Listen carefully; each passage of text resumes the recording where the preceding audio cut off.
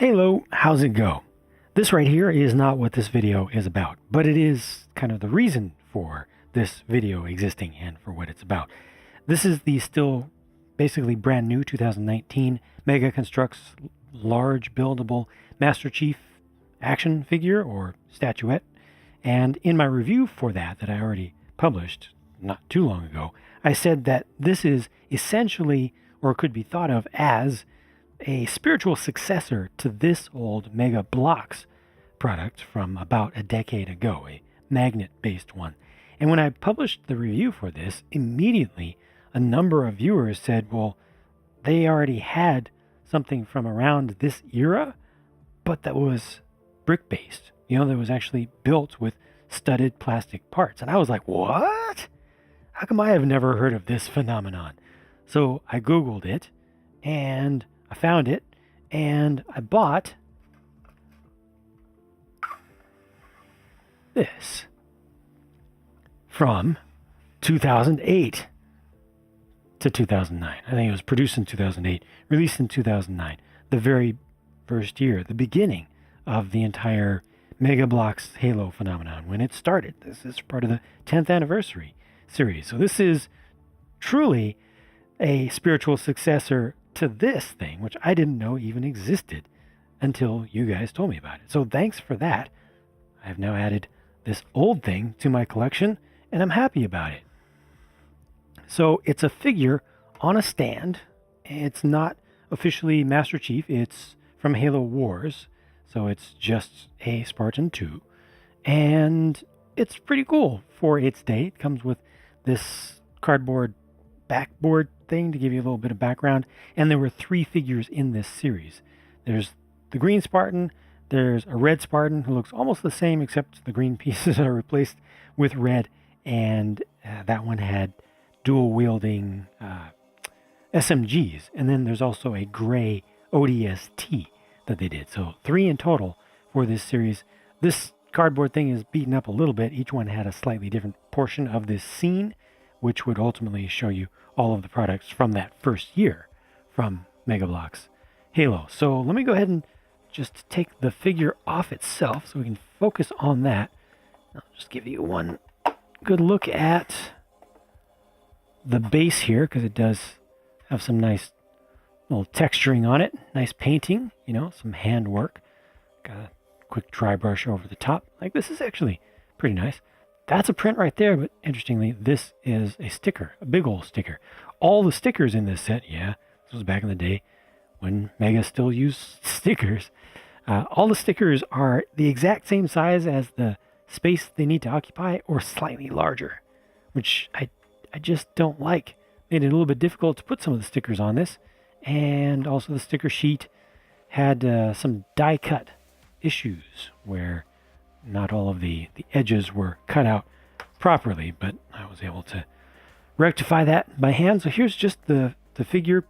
It does have a few specialized pieces, a handful of specialized pieces. I don't know how many of them were reused, but you've got this robotic armor main body plate here on the front, which had multiple colors on it and came pre-printed, so you didn't apply that sticker, but most of the other things that you'll see on this figure that are decorations do involve stickers. And then the visor is its own piece, fits in there, comes with that really, really nice metallic finish on it.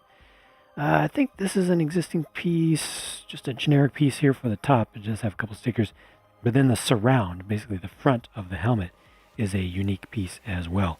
And then underneath you've got a body. I believe they reused that body piece, that core body piece, for some other large action figure type things. And then they've got these specialized pieces for the joints. Now these are all friction joints that make use of a small little rubbery piece down in the middle of it. I'm just going to pop this off so you can see that exactly.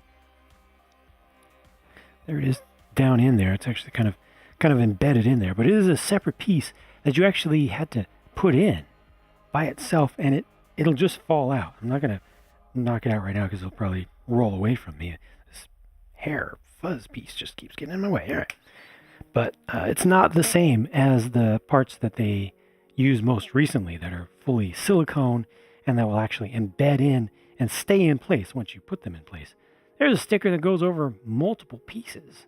Well, that's not good. We don't like that. This actually had pretty decent articulation. I couldn't move the upper leg up all the way, but there's a pretty good range of motion in the knee there. These are all ball joints, so there's a lot that you could do.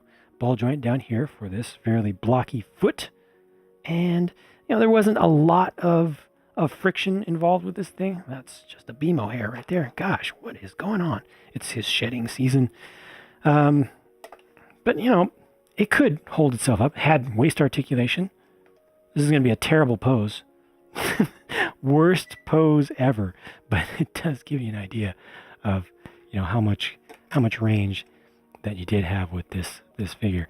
Now, I am trying to be careful not to pull things apart, but this was a 2008 Mega Bloks set, and so all of the clutch power of all the pieces is kind of poor. The worst offenders are in the feet, because when you pick this up off, you try to pick it up off of its stand, you try to pull up on the foot from the side, and then all of this just comes apart like that. This actually, the entire set actually wasn't that bad. There were no missing pieces. There were no malformed pieces. They were warped out of the mold.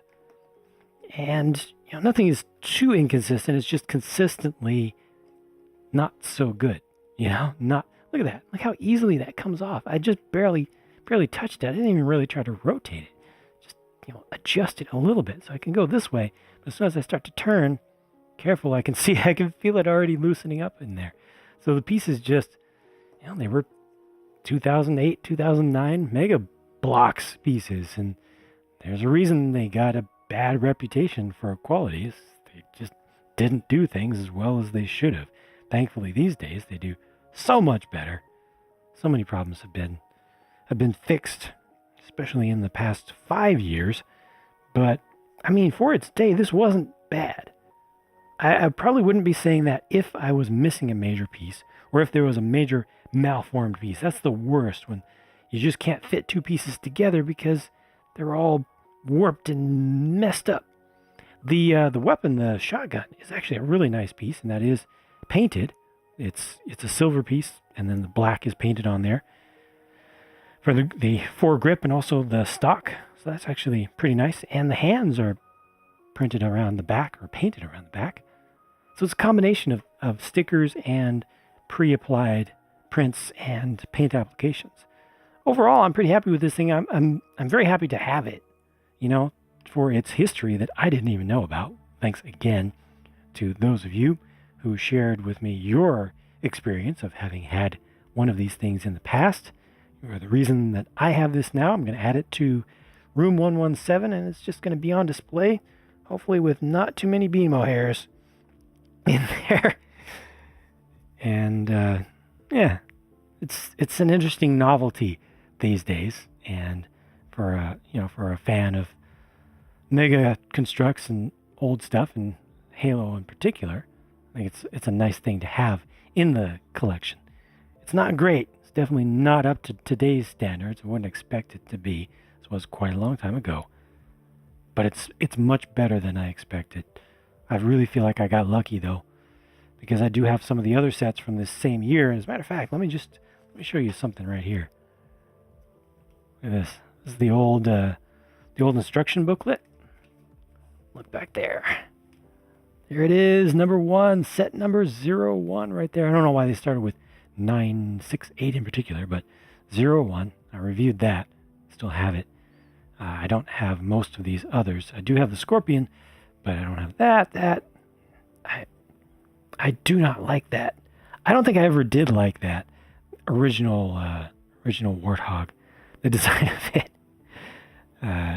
It's one of the ones that I never was particularly interested in getting myself. When they used to have the full displays of these, they would have a whole sealed diorama in an aisle at Toys R Us stores to get these going, to try to kick them off. And then this is the aerial assault set that they did the 10th anniversary version of.